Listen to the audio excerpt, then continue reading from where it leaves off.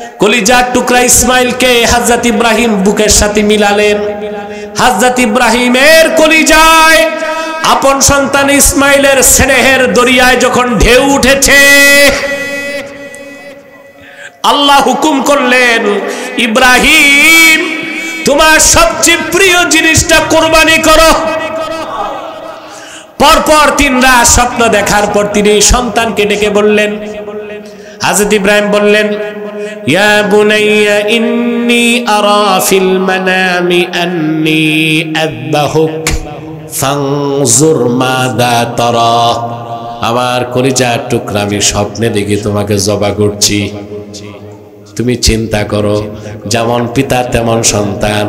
জবাব দিল সন্তান, ইয়া আবাতি ফাআল মা তুমার সাতাজিদুনি ইনশাআল্লাহু মিনাস সাবিরিন। বাবা, তোমার ছুরি প্রস্তুত, আল্লাহর হুকুম প্রস্তুত, আমার গর্দান প্রস্তুত, যা হুকুম তাই করো, তুমি আমাকে ধৈর্যশীলদের মধ্যে পাবা।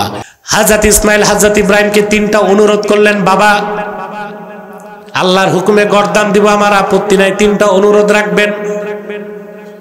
তুকাল্লিবু ওয়াজহি ইলাল আরদি ইনদা যাবহি, জবাই করার সময় আমার চেহারাটা মাটির দিকে করে দিবেন, পিছন দিক থেকে জবাই করবেন। তার কারণ, যদি আমার চোখ আপনার চোখ চোখাচোখি হয়, আমার মহব্বতের তাড়নায় আপনি আল্লাহর হুকুম মানতে বিরত হয়ে যেতে পারে। দ্বিতীয় অনুরোধ, তুশাদ্দিদু রিজলাইয়া ওয়া ইয়াদাইয়া বিল হাবল, রশি দিয়ে আমার 2 হাত 2 পা বেঁধে নেবেন বাবা। সুবহানাল্লাহ। তার কারণ হচ্ছে, জবাই করার সময় যদি হাত পা ছুটাছুটি করে আমার আল্লাহর হুকুম মানতে পারবেন না। তৃতীয় অনুরোধ আমার, তুরসিলু সাউবি ইলা উম্মি বাদা যাবহি, আমাকে জবাই করার পরে আমার রক্তমাখা কাপড়গুলো আমার মা হাজেরার কাছে পাঠিয়ে দিবে। হযরত ইব্রাহিম বললেন, তোমার 3টা অনুরোধ আমি রাখলাম। হাত পা বাঁধলেন, চেহারাটা মাটির দিকে করে দিলেন। আহা, জবাই হবে পুত্র, পিতার হাতে ছুরি, কার হুকুম? আরো জোরে। মুসলিম এমনে হওয়া যায় না, বিনা প্রশ্নে আল্লাহর হুকুমের সামনে আত্মসমর্পণ বা আত্ম উৎসর্গ করার নাম ইসলাম। ওয়া হাকামান লা নবিয়্যা বা'দাহু ওয়া আ'লানা ফিল কুরআনি বিল বুরহান আন্না মুহাম্মাদান সাল্লাল্লাহু আলাইহি ওয়াসাল্লাম খাতামুন নবিয়্যিন ওয়াল মুরসালিন الذي أرسله بالحق بشيرا ونذيرا وداعيا إلى الله بإذنه وسراجا منيرا فقد قال الله تعالى في كلامه المجيد والفرقان الحميد أعوذ بالله من الشيطان الرجيم بسم الله الرحمن الرحيم وإذ ابتلى إبراهيم ربه بكلمات فأتمهن قال إني جاعلك للناس إماما قال ومن ذريتي قال لا ينال عهد الظالمين صدق الله العظيم وصدق رسوله النبي الكريم ونحن على ذلك من الشاهدين والشاكرين والحمد لله رب العالمين إن الله وملائكته يصلون على النبي يا أيها الذين آمنوا صلوا عليه وسلموا تسليما اللهم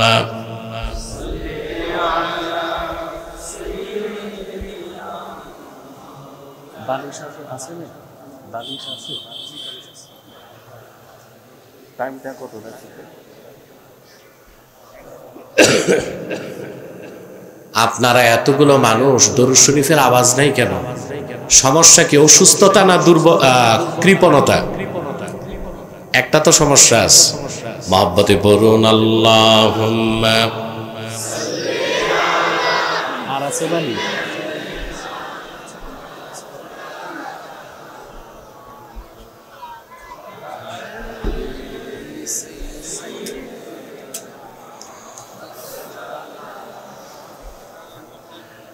मेरा दिल तड़प रहा है, मेरा जल रहा है सीना, ये दवा वही मिलेगी मुझे ले चलो मदीना अल्लाहुम्मा सल्ले अला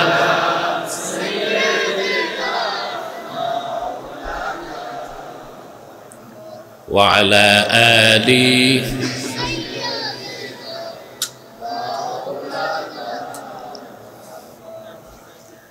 मदीने की हवा से जन्नती बू आती है,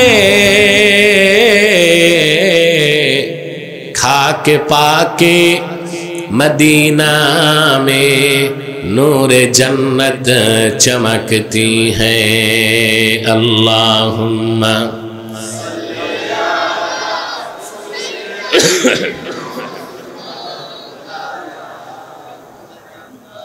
वअला आली सय्यिदिना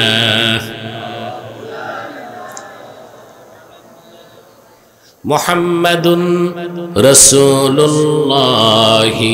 सल्लल्लाहु अलैहि वसल्लम खतमल्लाहु बिहिन नबुव्वा व हकमन ला नबिय्य बअदहु बलगल उला बिकमालिहि हसनत जमीअ खिसालिहि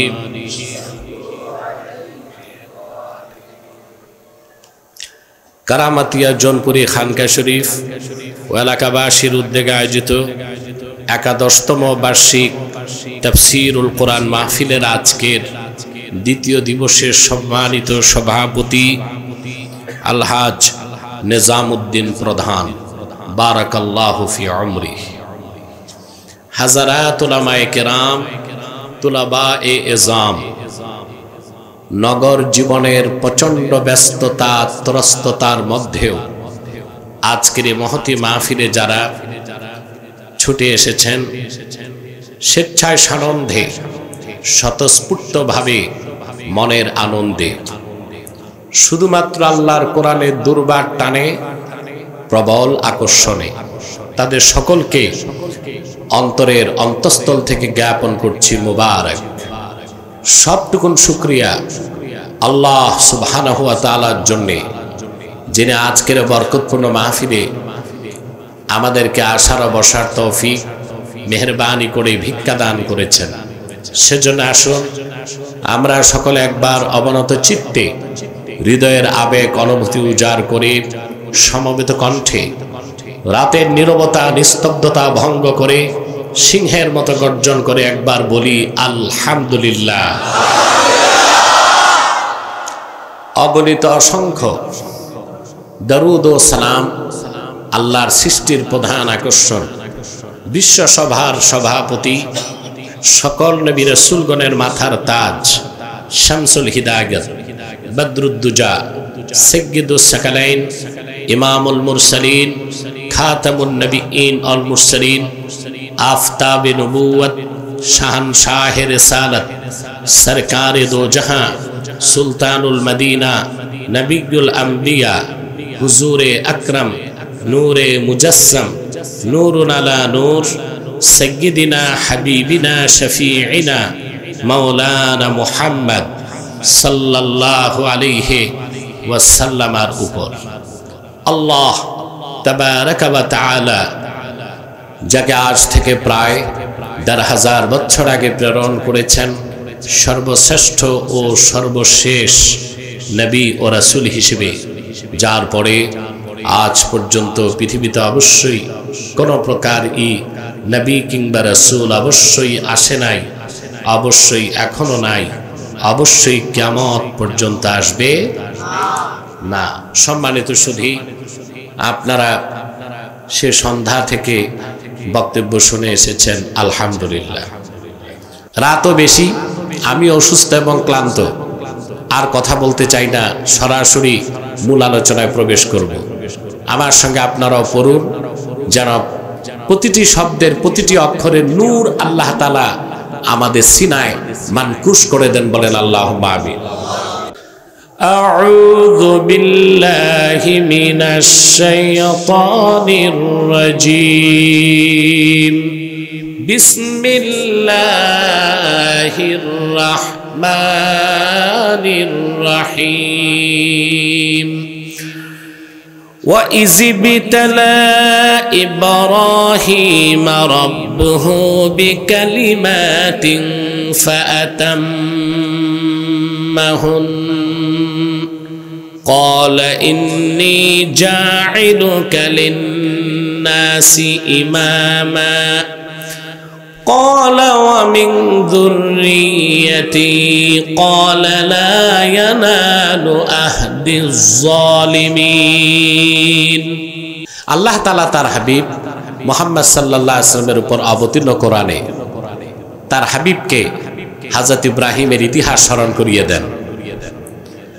আল্লাহ বলেন, ওয়া ইযিবতালা ইব্রাহিম রাব্বুহু বিকালিমাত। স্মরণ করুন মুহাম্মদ সাল্লাল্লাহু আলাইহি সাল্লাম ইব্রাহিম আলাইহিস সালামকে যখন তার রব আল্লাহ তাআলা হযরত ইব্রাহিমের কিছু পরীক্ষা নিলেন কিছু বাক্যের মাধ্যমে, কিছু ফাআতাম্মাহুন। হযরত ইব্রাহিম আল্লাহর পরীক্ষাগুলো সফলতার সাথে পূর্ণ করলেন। পরীক্ষা যখন তিনি উত্তীর্ণ হয়ে গেলেন, আল্লাহ তাআলা তাকে ডাক দিয়ে বললেন, ইন্নী জাইলুকা লিন্নাসি ইমামা। ইব্রাহিম, আমি তোমাকে মানব জাতির নেতা বানাবো। সুবহানাল্লাহ বলবেন। হযরত ইব্রাহিম তাৎক্ষণিক প্রশ্ন করলেন, ক্বালা ওয়া মিন যুররিয়াতি, এই নেতৃত্বের সৌভাগ্য কি আমার বংশধররাও পাবে? আল্লাহ বললেন, আল্লাহ তাআলা তখন জবাব দিলেন, ক্বালা লা ইয়ানালু আহদিজ জালিমিন। আমার পক্ষ থেকে নেতৃত্বের সৌভাগ্য জালেমদের কাছে কখনো পৌঁছবে না। সুবহানাল্লাহ। আমরা ধাপে ধাপে খুব সংক্ষেপে কথাগুলো শোনার চেষ্টা করব ইনশাআল্লাহ। হযরত ইব্রাহিম হচ্ছেন মুসলিম জাতির জনক।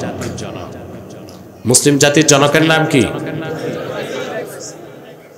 ইব্রাহিম খলিলুল্লাহ। আল্লাহ তাআলা স্পষ্ট তাকে কোরআন কারীমে মুসলিম জাতির জনক বলে আখ্যা দিয়েছেন, বলেন সুবহানাল্লাহ। তিনি অসংখ্য পরীক্ষায় উত্তীর্ণ হয়ে মানব জাতির নেতা হবার সৌভাগ্য লাভ করেছেন। তার পরীক্ষাগুলো ছিল কিছু বাক্যের মাধ্যমে, কিছু পরীক্ষা ছিল জ্ঞানগত, কিছু পরীক্ষা ছিল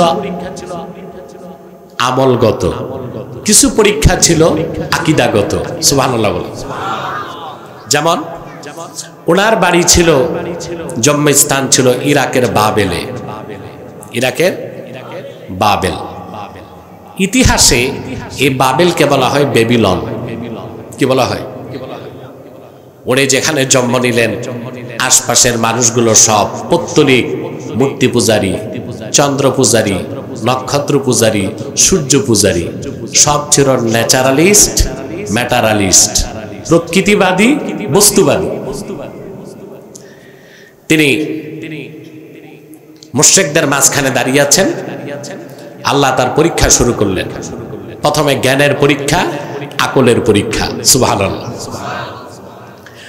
আল্লাহ রাব্বুল আলামিন বলেন, ফালাম্মা জান্না আলাইহিল লাইলু রাআ কাওকাবা ক্বালা হাযা রাব্বি ফালাম্মা আফালা ক্বালা লা উহিব্বুল আফিলিন।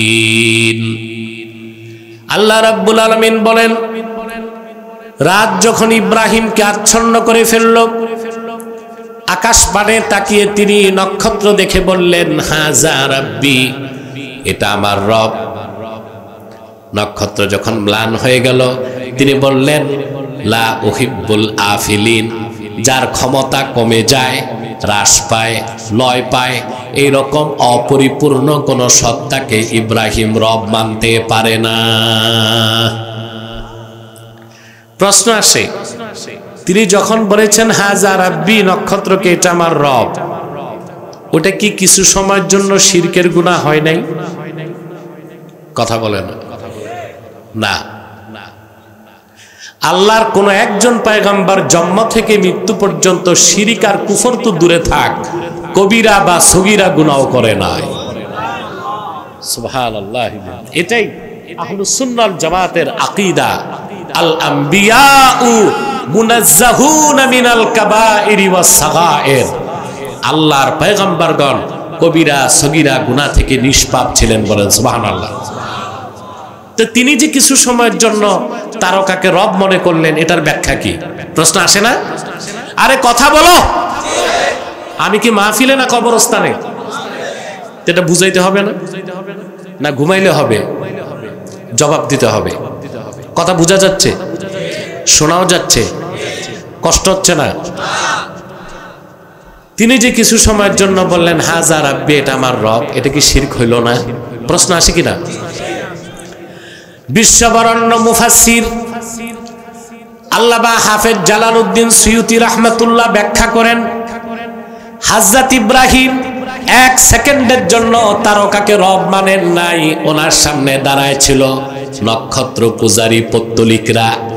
তিনি তাদেরকে লক্ষ্য করে বললেন, হাযা রব্বি আলা জামিকুম, তোমাদের ধারণায় এটা আমার রব, আমার ধারণায় নয়।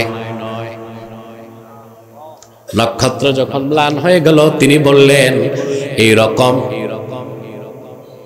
নাকেস কোন সত্তাকে কোন মানুষ রব মানতে পারে না। আল্লাহ রাব্বুল আলামিন বলেন, ফালাম্মা রাআল কমারা বাযিগান ক্বালা হাযা রাব্বি। আবার যখন তিনি চাঁদ দেখলেন, চাঁদ দেখে বললেন হাযা রাব্বি। একই ব্যাখ্যা, আলা জামিকুম, চন্দ্র পূজারীরা তোমাদের ধারণায়, আমার ধারণায় নয়। চাঁদ যখন ম্লান হয়ে গেল, সকালবেলা তিনি সূর্য দেখলেন।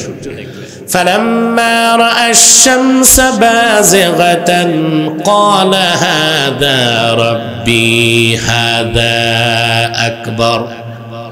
সমুজ্জ্বল সূর্য যখন দেখলেন, তিনি বললেন, এটা আমার রব, এটা বড়। একই ব্যাখ্যা, আমার ধারণায় নয়, সূর্য পূজারীরা তোমাদের ধারণায়। সূর্য যখন ডুবে গেল, তিনি বললেন, দেখো এই একটাও তো রব নয়, আসল রবকে শোনো। ইন্নী ওয়াজ্জাহতু ওয়াজহিয়া লিল্লাযী ফাতারাস সামাওয়াতি ওয়াল আরদা হানিফান ওয়া মা আনা মিনাল মুশরিকিন। এই সূর্য, এই চন্দ্র, এই নক্ষত্র, এগুলো একটাও রব নয়, বরং আমি মুখাপেক্ষী হলাম সেই মহান সত্তার, যিনি এই সূর্য চন্দ্র নক্ষত্র আকাশ জমিন সবকিছু সৃষ্টি করেছেন। আমি সে আল্লাহর মুখাপেক্ষী হয়ে গেলাম। তিনি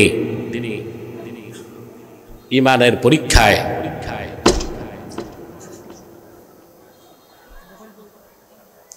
ইমানের পরীক্ষায় তিনি উত্তীর্ণ হয়ে গেলেন। সুবহানাল্লাহ। ইমানের পরিচয় পাবার সাথে সাথেই আল্লাহ তাকে ইসলামের দীক্ষা দিলেন। সুবহানাল্লাহ বলবেন। আল্লাহ রাব্বুল আলামিন বলেন, আল্লাহ তাআলা হযরত ইব্রাহিমকে ডেকে বললেন, ওয়া ইয ক্বালা লাহু রাব্বুহু আসলিম ক্বালা আসলামতু লিরাব্বিল আলামিন। মুহাম্মদ সাল্লাল্লাহু আলাইহি ওয়াসাল্লাম, আপনি স্মরণ করুন যখন ইব্রাহিমকে তার রব বললেন আসলিম, ইব্রাহিম তুমি মুসলিম হও, আত্মসমর্পণ করো। তাহলে বোঝা যায় প্রথমে ঈমান, তারপরে ইসলাম। ঈমান না এনে মুসলিম হবার কোনো সুযোগ নাই। এটা বুঝেন? আগে কি, তারপরে ইসলাম। মুমিন না হয়ে মুসলিম হবার কোনো সুযোগ নাই। দাড়ি টুপি জুব্বা টুপটা সব আছে, ঈমানের ত্রুটি, ওই লোকটা মুমিনও না মুসলিমও না। ঠিক কি না? আমার ভাইরা, আল্লাহর কোরআনের দিকে গভীরভাবে দৃষ্টি করলে দেখা যায় কোন কাফের মুশরিককে আল্লাহ তাআলা মুসলিম হতে বলেন নাই। কাফের মুশরিকদেরকে বলেছেন মুমিন হও, ঈমান আনো, আর ঈমানদারদেরকে বলেছেন মুসলিম হও, ইসলামে ঢুকো। সুবহানাল্লাহ বলবেন। কাফের মুশরিকদেরকে আল্লাহ তাআলা মুসলিম হতে বলেন নাই, তাদেরকে বলেছেন ঈমান আনো, আর ঈমানদারদেরকে বলেছেন মুসলিম হও। তাহলে বোঝা যাচ্ছে আগে কি, মুমিন হওয়া ছাড়া মুসলিম হবার কোনো সুযোগ নাই। লক্ষ্য করে দেখুন কোরআন কারীমে আল্লাহ তাআলা বলেন, আল্লাহ রাব্বুল আলামিন বলেন, ইয়া আইয়ুহাল্লাযীনা আমানুত্তাকুল্লাহা হাক্কা তুকাতিহি ওয়া লা তামুতুন্না ইল্লা ওয়া আনতুম মুসলিমুন। হে মুমিনগণ, তোমরা মহান আল্লাহ রাব্বুল আলামিনকে যথাযথ ভয় করো, আর পরিপূর্ণ মুসলিম না হয়ে মৃত্যুকে আলিঙ্গন করো না। আগে ঈমান, তারপরে বলেন, আগে ঈমান তারপরে ঈমানের সামান্যতম ত্রুটি থাকলে মুসলিম হবার কোনো সুযোগ নাই। ইসলাম পথা সর্বস্ব কোনো ধর্ম না যে আপনি একটু নামাজ পড়লেন, একটু রোজা রাখলেন, একটু দাঁড়িয়ে আছে, একটু জিকির করলেন, আপনি মুসলিম হয়ে যাবেন না। ঈমানের প্রশ্নে কোনো ছাড় নাই। পরিপূর্ণভাবে ঈমান আনার পরে আল্লাহর আনুগত্যকে গ্রহণ করার নাম হচ্ছে ইসলাম, যা হযরত ইব্রাহিমের মাধ্যমে আল্লাহ শিক্ষা দিয়েছেন। বলেন সুবহানাল্লাহ। আগে তিনি কিসের পরিচয় পাইছেন? ঈমান। তারপর আল্লাহ বললেন আসলিম, মুসলিম হও। কি হও? শুরু হলো তার পরীক্ষা, একের পর এক। আল্লাহর হুকুমে তিনি প্রথমে তাওহীদের দাওয়াত দিলেন তার গোষ্ঠীর মানুষকে। সব মূর্তি পূজারী, সব কি, আর তিনি একা। সেই দেশের শাসক ছিল নমরুদ, নিকৃষ্ট পর্যায়ের স্বৈর শাসক। হযরত ইব্রাহিম একা, সব মূর্তি পূজারী।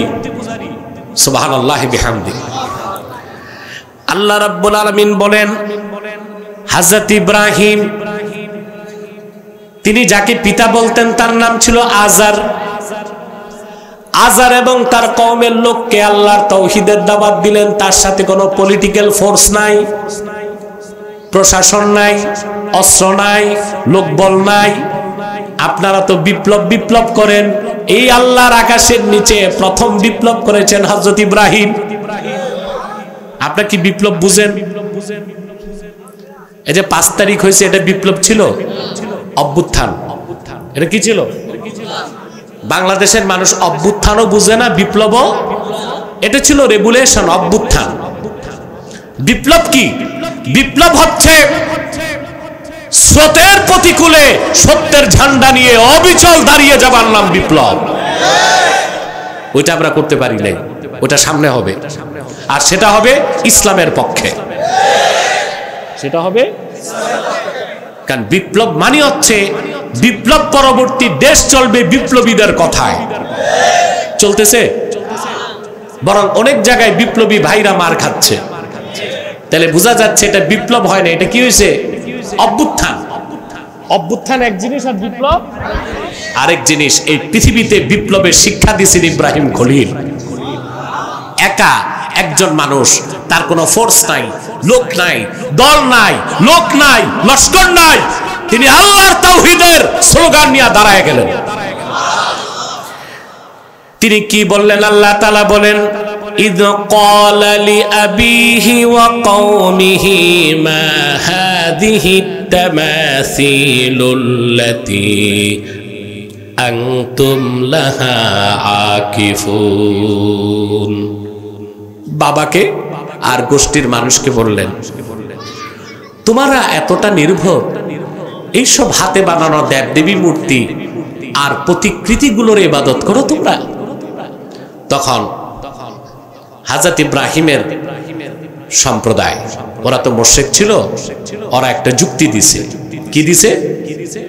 কোন দলিল না, এটা হচ্ছে একটা খোরা যুক্তি। কি? ওরা বলল, ক্বালু ওয়াজাদনা আবাআনা লাহা আবিদিন। আমরা দেখছি আমাদের বাবারা দাদারা এই মূর্তিগুলোর পূজা করত, এজন্য আমরাও করি। বলেন নাউজুবিল্লাহ। তাহলে ওরা মূর্তি পূজার পক্ষে দলিল দিছে কি? বাপ দাদার দোহাই। কি দিছে? হ্যাঁ, বাপ দাদার কোন কাজ যদি শরীয়তের মানদণ্ডে উত্তীর্ণ হয় সেটা অনুকরণীয়, সেটা মানা যাবে। কিন্তু বাপ দাদার কোন কাজ যদি শিরক আর কুফর হয়, বাপ দাদার দোহাই দিয়া তা মানার সুযোগ নাই। আপনাদের দেশে কিন্তু এইরকম বাপ দাদার দোহাই দিয়া সংস্কৃতির নামে অনেক শিরকি কাজ হয়। যেমন সংস্কৃতির নামে আপনারা শিরক করেন। পয়লা বৈশাখে মঙ্গল শোভাযাত্রা বের হয়,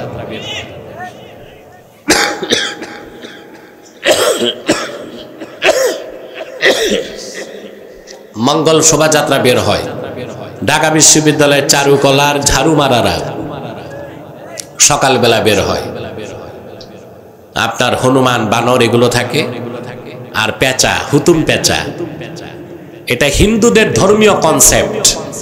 হিন্দুরা মনে করে লক্ষ্মীর বাহন হচ্ছে হুতুম পেঁচা, তো লক্ষ্মী পেঁচার উপর ভর করে এসে লক্ষ্মী বন্টন করে। শিরক, ঠিক না? তারপর হনুমান বানর এগুলোর প্রতিকৃতি থাকে। মেয়েরা পরে বাসন্তী কালারের শাড়ি, ছেলেরা পরে গেরুয়া রঙের বসন, হাতে রাখি, কপালে তিলক, তারপরে উলুধ্বনি দিয়া মঙ্গল শোভাযাত্রা বের করে। যদি বলেন দলিল কি, বলবে বাপদাদা করতো। কারা করতো? তাহলে বাপদাদার দোহাই দিয়া শিরকি কাজ করা যাবে?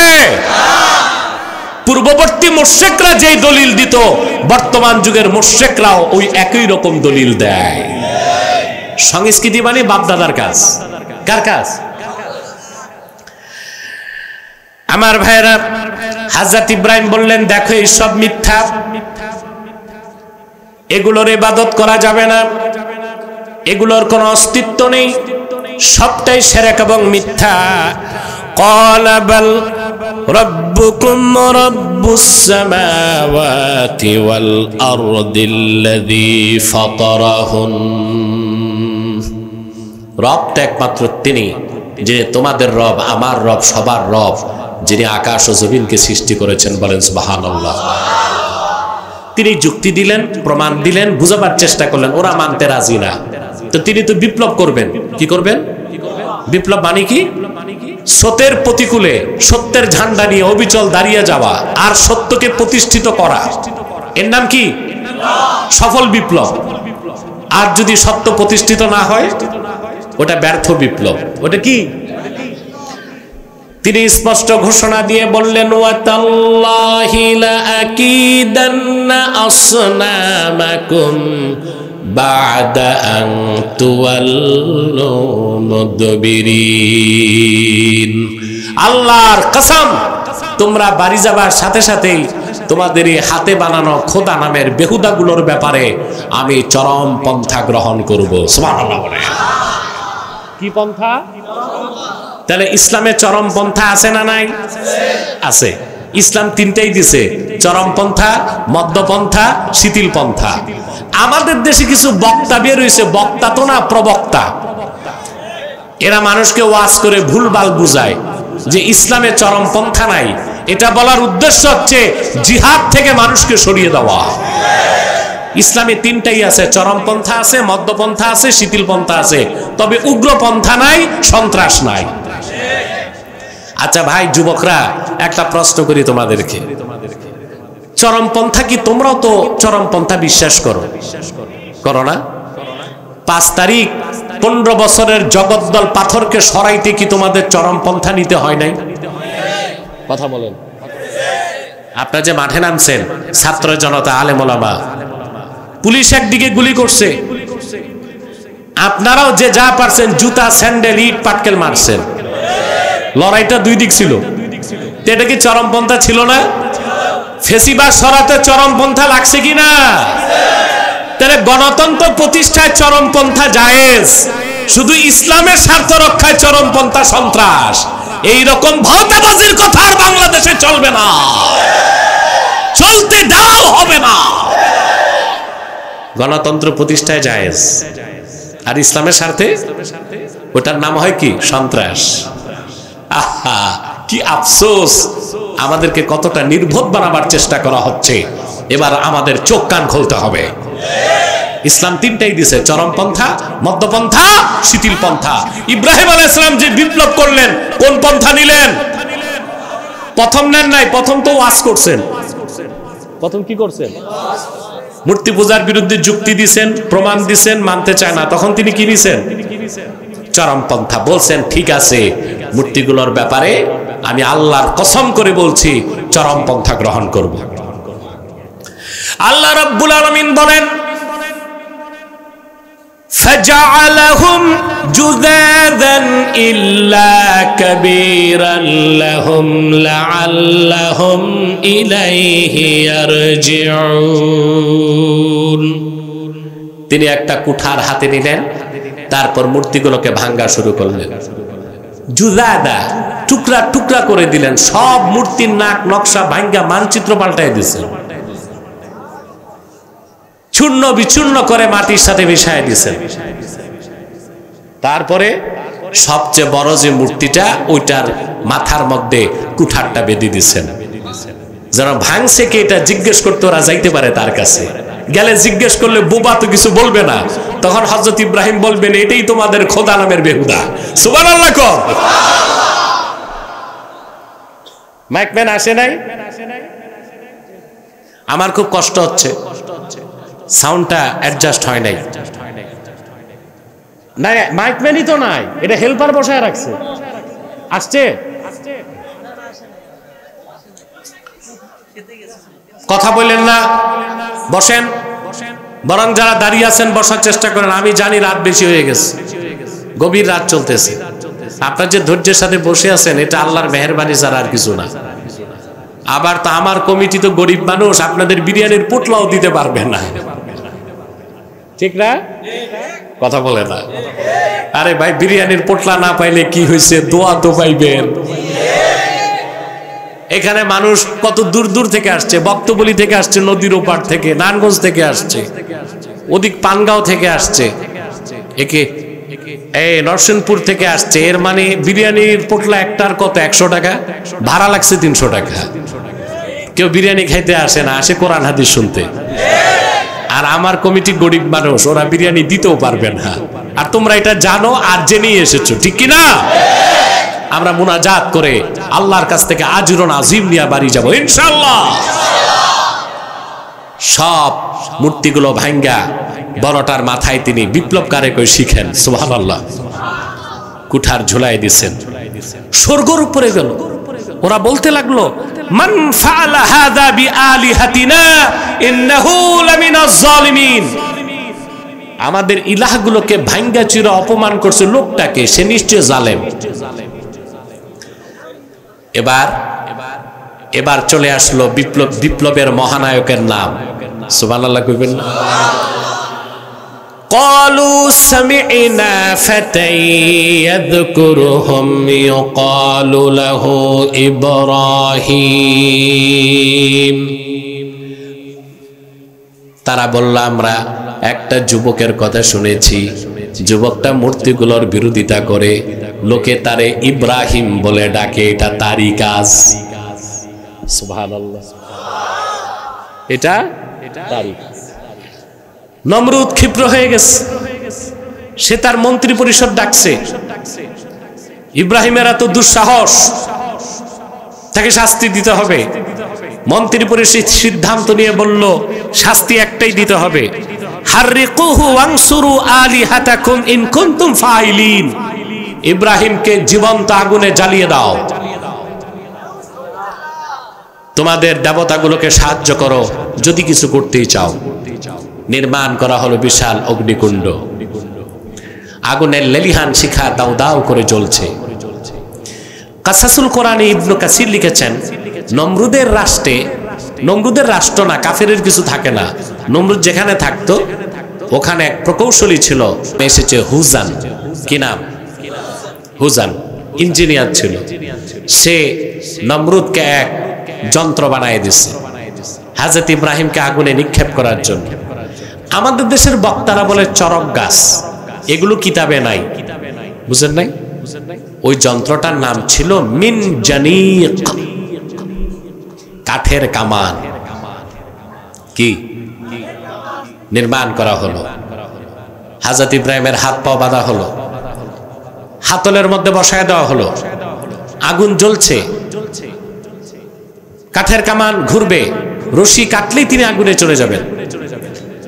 আল্লাহ তাআলা একের পর এক পরীক্ষা নিতে লাগলেন। সুবহানাল্লাহ বলবেন না? জিবরিল চলে আসলেন, হযরত ইব্রাহিমের সামনে দাঁড়ায় জিবরিল বললেন, ইব্রাহিম পয়গম্বর, আমি আল্লাহর ফেরেশতা জিবরিল, আমার 600 পাখা আছে, যদি একবার ঝাপটা দেই নমরুদের আগুন তার গোষ্ঠী সহ মাটির সাথে মিশে যাবে। আলাকা হাজাতুন ইয়া ইব্রাহিম, ইব্রাহিম কোন সাহায্যের দরকার আছে কিনা বলো। আল্লাহর পয়গম্বর ইব্রাহিম বললেন, সাহায্যের দরকার আছে জিবরিল, তবে তোমারে প্রশ্ন করি, হাজাতুন ইলাইকা আও ইলাল্লাহ, তোমার কাছে সাহায্য চাইব না, যে আল্লাহর ভালোবাসায় আগুনে ঝাঁপ দিতে যাচ্ছি সে আল্লাহ রাব্বুল আলামিনের কাছে সাহায্য চাইব। সুবহানাল্লাহ। কাঠের কামান ঘুরতে লাগলো, রশি কেটে দেওয়া হলো, হযরত ইব্রাহিম চলে গেলেন আগুনের কুণ্ডলীর কাছে। হাদিস সাক্ষ্য দেয়, আগুন হযরত ইব্রাহিমের চামড়ায় লাগাবার আগে তিনি পড়তে লাগলেন, হাসবিয়াল্লাহু ওয়া নি'মাল ওয়াকিল। আল্লাহু আকবার। আগুন গায়ে লাগার আগে তিনি পড়লেন, হাসবিয়াল্লাহু ওয়া নি'মাল ওয়াকিল, আল্লাহ তাআলাই আমার জন্য যথেষ্ট, তিনি উত্তম অভিভাবক। বলেন সুবহানাল্লাহ। এই দোয়াটা মনে থাকবে আপনাদের, বিপদে আপদে পড়বেন। পুরা দোয়াটা হাদিস শরীফে এসেছে, আমার সাথে পড়েন, হাসবিয়াল্লাহু লা ইলাহা ইল্লা হুয়া আলাইহি তাওয়াক্কালতু ওয়া হুয়া রাব্বুল আরশিল আযীম। হাদিস সাক্ষ্য দেয়, আল্লাহর কোন মুমিন বান্দা যদি ফজরের পর 7 বার এই দোয়াটা পড়ে, মাগরিবের পর 7 বার পরে, আল্লাহর রহমতের চাদরে বান্দা লেমিনেটেড হয়ে যাবে। কোন বুলেট বোমা, নজর, জাদু, বান, কোনো কিছুই তার শরীর স্পর্শ করতে পারবে না। কয়বার পড়বেন? সকালে 7 বার, বিকেলে 7 বার। হযরত ইব্রাহিম আগুনের মধ্যে। কাসাসুল কোরআনে ইবনে কাসির লিখেছেন, হযরতে ইব্রাহিম আলাইহিস সালাম যাকে বাবা বলতেন, আজার, সে প্রাসাদের ছাদ থেকে আগুনের দিকে তাকাইছে। আজার তাকায় দেখলো বিশাল আগুনের কুণ্ডলীর ভিতরে সবুজ বাগান। হযরত ইব্রাহিম সেখানে হাসি খুশি হাঁটতেছেন। অনিচ্ছায় তার জবান থেকে বেরিয়ে গেল, সে বলতে লাগলো নি'মার রাব্বু রাব্বুকা ইয়া ইব্রাহিম। আরে ইব্রাহিম, সত্যি আজকে তোমার রবের পরিচয় পেলাম। তোমার রব কতই না উত্তম রব। আমরা তোমারে আগুনে দিলাম, আর তিনি আগুনটা তোমার জন্য ফুলের বাগান বানায় দিলেন। তাওয়ারিখে তাবারিতে আল্লামা ইবনু জারির তাবারি লেখেন 3 দিন পর, কোন বর্ণনায় 7 দিন পর, আরেক বর্ণনায় 40 দিন পর, গ্রহণযোগ্য মত 3 দিন পর ইব্রাহিম আলাইহিস সালাম বেরিয়ে আসলেন। নমরুদ দেখলো হযরত ইব্রাহিমের শরীরের একটা পশমও জ্বলে নাই। নমরুদের হুঁশ ফিরছে, ইব্রাহিম তো যেন তেন মানুষ না। এবার সে বলছে, আমি ইব্রাহিমের সাথে সংলাপে বসবো। এটাই স্বৈরাচারদের চরিত্র। তারা প্রতিপক্ষকে নির্যাতন করে, নিপীড়ন করে, হামলা করে, মামলা করে। যখন আর তাদের ক্ষমতা টিকাবার বন্দোবস্ত থাকে না, তখন সংলাপে ডাকে। 5 তারিখের আগে দেখছেন ছাত্রদের সাথে বসতে চাইছে না, কখন নির্যাতন নিপীড়নের পর দেখছে আর কাজ হয় না, তখন সংলাপের ডাক দিছিল।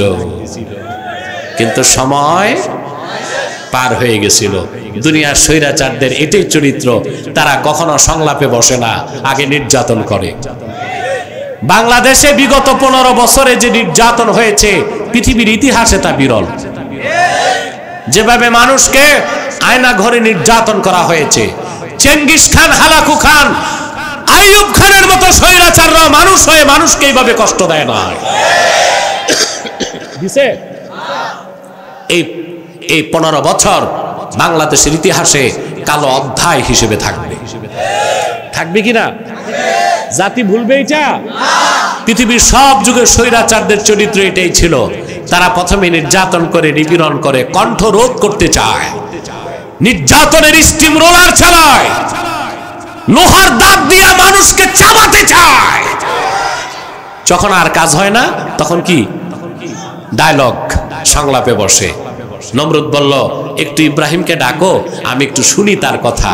তা আগে শুনলেই তো পারত। আগে শুনে নাই, আগে কি করছে? নির্যাতন করছে। সংলাপে ডাকলো হযরত ইব্রাহিম, তখনও তার সঙ্গী সাথী নাই, একা একা চলে গেছেন। সুবহানাল্লাহ।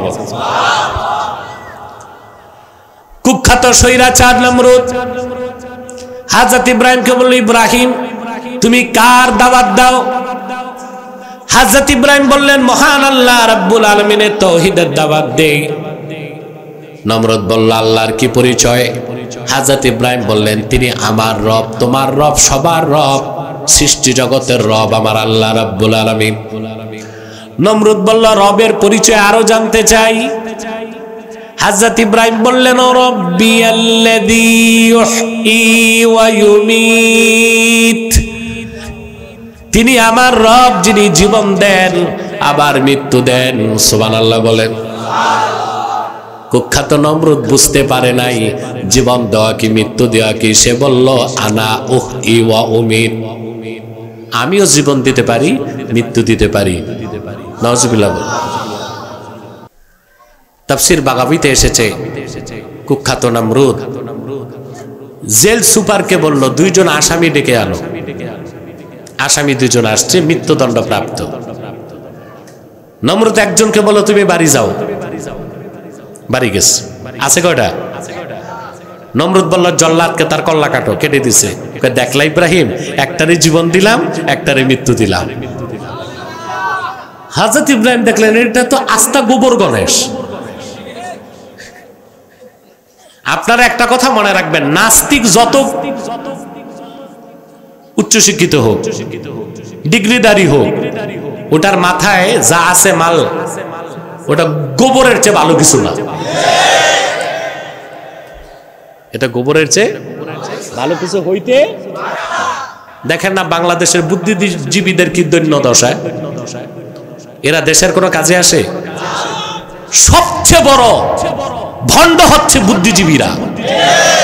সরকার যে ক্ষমতায় তার দালালি করে। এটা পাকিস্তান আমল থেকে আমরা দেখে আসছি। এই দেশে বড় বুদ্ধিজীবী ছিল কবি শামসুর রহমান। 71 সালের আগে দালালি করছে পাকিস্তানি শাসকদের, আর 71 সালে সে কবিতা লিখছে স্যামসাং একটা ইহুদি নায়ককে নিয়ে, যে ইহুদিটা হাজার হাজার ফিলিস্তিনিকে হত্যা করেছিল,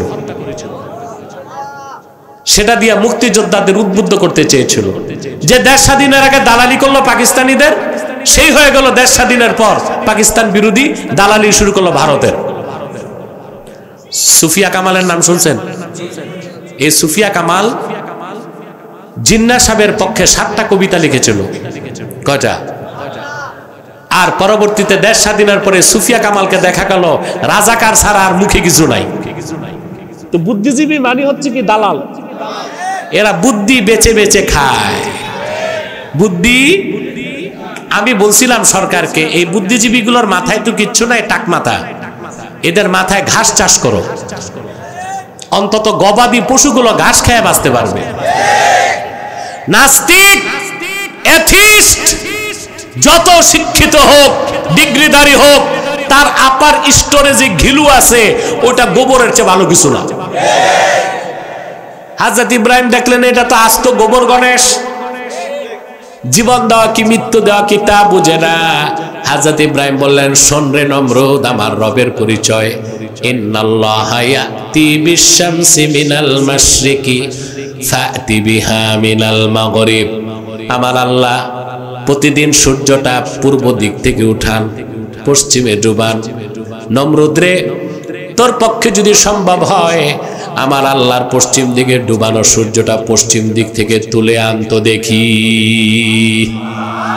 আল্লাহ বলেন, ফাবুহিতাল্লাযী কাফার, যে কুফরি করলো সে হতভম্ব হয়ে গেল। ডিবেটে, সংলাপে, বাহাসে ইব্রাহিম জিতে গেলেন, নমরুদ হেরে গেল। বলেন সুবহানাল্লাহ। এখন একটা প্রশ্ন আসে, ইমাম ফখরুদ্দিন রাজি তাফসির কবিরের মধ্যে লিখেছেন, নমরুদ তো পাল্টা প্রশ্ন ইব্রাহিমকে বলতে পারত, ইব্রাহিম আল্লাহ তাআলা নিজেও তো পূব দিক থেকেই উঠান, পশ্চিমে ডুবান, তা আমারে পশ্চিম দিক দিয়ে তুলতে বলো কেন? আমি তো পারলাম না, আল্লাহ তাআলাকে বলো পশ্চিম দিক দিয়ে তুলে দিতে। এই প্রশ্ন করলো না কেন? ইমাম রাজি তাফসির কবিরে লেখেন দুইটা কারণ। একটা হচ্ছে নমরুদ ছিল কাফের, লানত প্রাপ্ত, তার জ্ঞান বুদ্ধিকে আল্লাহ ক্লপস করে দিছিলেন, আর আল্লাহ চাইছেন ইব্রাহিম জিতুক, এই জন্য প্রশ্ন করার সুযোগ তার ছিল না। দ্বিতীয় কারণ ছিল, নমরুদ তো আগে সংলাপে বসে নাই, আগে তো আগুন দিছিল। কথা বলে না? নমরুদ দেখেছে আল্লাহ রাব্বুল আলামিন ইব্রাহিম আলাইহিস সালামের একটা পশমও জ্বলতে দেন নাই, তা দেখেই তো বহু লোক মুসলমান হয়ে গেছে।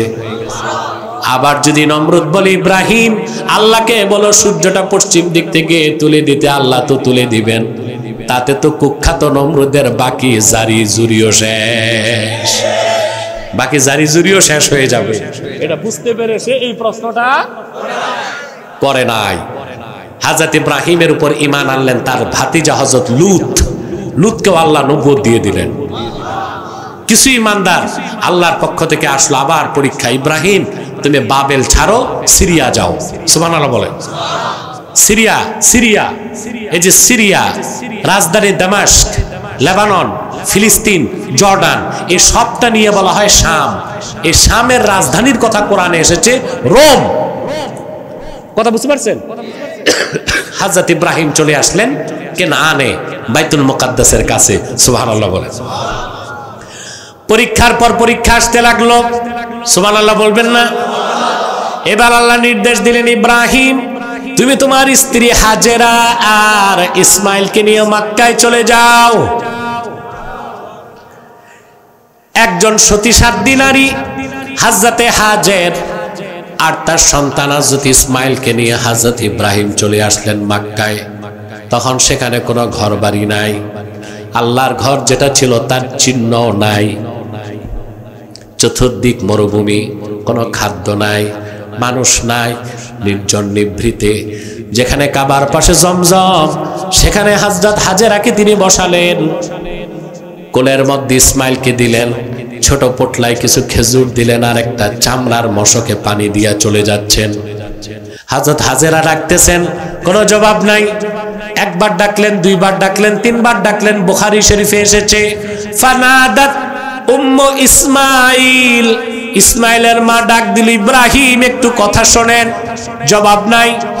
চতুর্থবার হযরত হাজেরা বললেন, ইব্রাহিম জানতে চাই এটা আপনার নিজস্ব সিদ্ধান্ত না আল্লাহ রাব্বুল আলামিনের হুকুম? এবার হযরত ইব্রাহিম জবাব দিয়ে বললেন, হাজেরা তুমি কি জানো না ইব্রাহিম খলিল আল্লাহর হুকুমের বাইরে একটা কদমও ফেলতে পারে না। হযরত হাজেরা বললেন, তাহলে আমার আর কোনো প্রশ্ন নাই, আমি আল্লাহর হুকুম মেনে নিলাম। নির্জন নিভৃতে, কোনো খাদ্য নাই, মানুষ নাই, কোনো লোকালয় নাই, মরুভূমির মাঝখানে, কাবার পাশে, কাবা ঘরের চিহ্ন তখন নাই।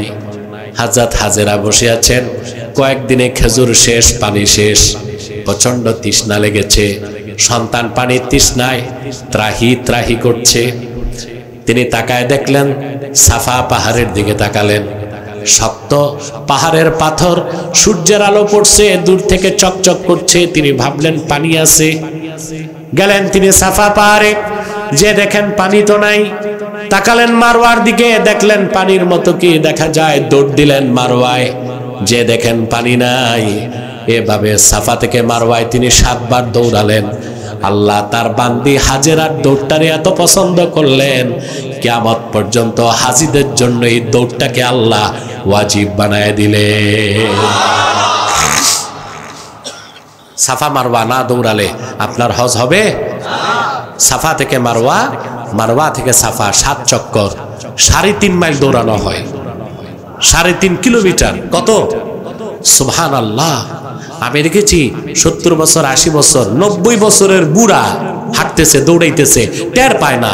এমন এক আল্লাহর ভালোবাসায় ডুবে থাকে হাজিরা। সুবহানাল্লাহ, ঠিক না? আমার ভাইয়েরা, নিরাশ হয়ে তিনি ফিরে আসলেন হাজেরার কাছে, ইসমাইলের কাছে। এসে দেখেন হযরত ইসমাইল কান্না করছেন আর পায়ের আঘাত করছেন মাটির মধ্যে। তার পায়ের আঘাত যেখানে লাগলো সেখান থেকে আল্লাহ স্বচ্ছ পানির ফোয়ারা বানায় দিলেন। হাজেরার ভাষা ছিল সুরিয়ানি। সুরিয়ানি ভাষায় তিনি বলতে লাগলেন, জাম জাম, থামো। যতটুকু ইশারা করে তিনি জমজম বললেন, আল্লাহ আটকায় দিলেন, কিয়ামত পর্যন্ত জমজম কূপ জারি করে দিলেন। তৃপ্তির সাথে তিনি পানি পান করলেন, সন্তানকে পানি পান করালেন। সিরাতের কিতাব সাক্ষ্য দেয়, ইয়ামানের একটি কবিলা, তার নাম ছিল জুরহাম। এই কবিলার মানুষগুলো মক্কার পাশ দিয়ে যাচ্ছিল, পথ হারায় গেছে তাদের, পানি নাই। হঠাৎ তারা দেখলো সাফা মারওয়ার আকাশে পাখি উঠছে, তারা বুঝলো নিচে পানি আছে। ফারান উপত্যকা পার হয়ে তারা আসলো, এসে দেখলো স্বর্গীয় চেহারার অধিকারী এক মহিয়সী নারী বসে আছে, আর তার কোলে বসে আছে ফুটন্ত গোলাপের চেয়ে সুন্দর এক শিশু বাচ্চা। তারা এসে অনুমতি চাইলো, বলল, মা আমাদের পানি নাই, অনুমতি দিলে পানি পান করতে চাই। হযরত হাজেরা বলল, কোনো অনুমতির দরকার নাই, এই কূপ তো আমার না, এই কূপ আল্লাহর। আল্লাহর বান্দাদের জন্য কিয়ামত পর্যন্ত এই কূপ খোলা থাকবে। জমজম পানি যেন তেন পানি নয়। আল্লাহর হাবিব ইরশাদ করেছেন, মা উ জমজমা লিমা শুরিবা। জমজম পানি মুমিন বান্দা যেই নিয়তে পান করবে তার নিয়ত পূরণ হবে। সুবহানাল্লাহ কইবেন না বাঙালি? যে কোনো রোগের জন্য পান করুক, তার রোগ ভালো হয়ে যাবে। যদি কেউ এলেম চায়, আল্লাহ এলেম বাড়ায় দিবেন। যদি মনের পবিত্রতা চায়, আল্লাহ মনের পবিত্রতা দিবেন। দুরারোগ্য কোনো ব্যাধি থেকে মুক্ত হতে যদি চায়, পান করবে, মুক্ত হয়ে যাবে। খাদ্যের 6টা উপাদান, যেটাকে বলা হয় মিনারেল ফুড। জমজমের প্রতিটা ফোঁটায় আল্লাহ তাআলা শর্করা রেখেছেন, সুবহানাল্লাহ, প্রোটিন রেখেছেন, ভিটামিন রেখেছেন, লবণ রেখেছেন। ফোঁটায় ফোঁটায় রহমত আর বরকত। আল্লাহু আকবার। জুরহাম কবিলার লোকেরা পানি পান করে বুঝলো এটা তো অসাধারণ পানি। তারা হযরত হাজেরকে বললেন, হাজেরা আমরা আর দেশে যেতে চাই না, আপনার প্রতিবেশী হতে চাই। সুবহানাল্লাহ। সাফা মারওয়ার চারদিকে তারা ঘর বানালো, বসবাস করতে লাগলো। মক্কা নগরীর গোড়াপত্তন হয়ে গেল। বলেন সুবহানাল্লাহ। আমার ভাইয়েরা, হযরত ইসমাইল বড় হতে হতে তার বয়স যখন 7, আল্লাহ বলেন ফালাম্মা বালাগা মাআহু সা'য়া, যখন ইসমাইল দৌড়াদৌড়ির বয়সে পৌঁছলো, আবার হযরত ইব্রাহিম আল্লাহর হুকুমে আসলেন। এবার হবে ইব্রাহিমের চূড়ান্ত পরীক্ষা, ফাইনাল এক্সাম। সুবহানাল্লাহ বলেন। হযরত ইসমাইল আসলেন, কলিজার টুকরা ইসমাইলকে হযরত ইব্রাহিম বুকের সাথে মিলালেন। হযরত ইব্রাহিমের কলিজায় আপন সন্তান ইসমাইলের স্নেহের দরিয়ায় যখন ঢেউ উঠেছে, আল্লাহ হুকুম করলেন, ইব্রাহিম তোমার সবচেয়ে প্রিয় জিনিসটা কোরবানি করো। পরপর 3 রাত স্বপ্ন দেখার পর তিনি সন্তানকে ডেকে বললেন, হযরত ইব্রাহিম বললেন, ইয়া বুনাইয়া ইন্নী আরা ফিল মানামি আন্নী আযবাহুক ফানজুর মাযা তারা। আমার কলিজার টুকরা, আমি স্বপ্নে দেখি তোমাকে জবা করছি, তুমি চিন্তা করো। যেমন পিতা তেমন সন্তান। জবাব দিল সন্তান, ইয়া আবাতি ফাআল মা তুমার সাতাজিদুনি ইনশাআল্লাহু মিনাস সাবিরিন। বাবা, তোমার ছুরি প্রস্তুত, আল্লাহর হুকুম প্রস্তুত, আমার গর্দান প্রস্তুত, যা হুকুম তাই করো। তুমি আমাকে ধৈর্যশীলদের মধ্যে পাবা। বিরাট ঘটনা তা বলা উদ্দেশ্য নয়, পরীক্ষাগুলো বোঝানো উদ্দেশ্য। হযরত ইব্রাহিম কেমন বিপ্লবী নেতা ছিলেন, কিভাবে আল্লাহর পরীক্ষায় উত্তীর্ণ হয়েছেন, সেটাই বোঝানো উদ্দেশ্য। বিষয়টা বুঝছেন কিনা হাজি? বুঝতেছেন না?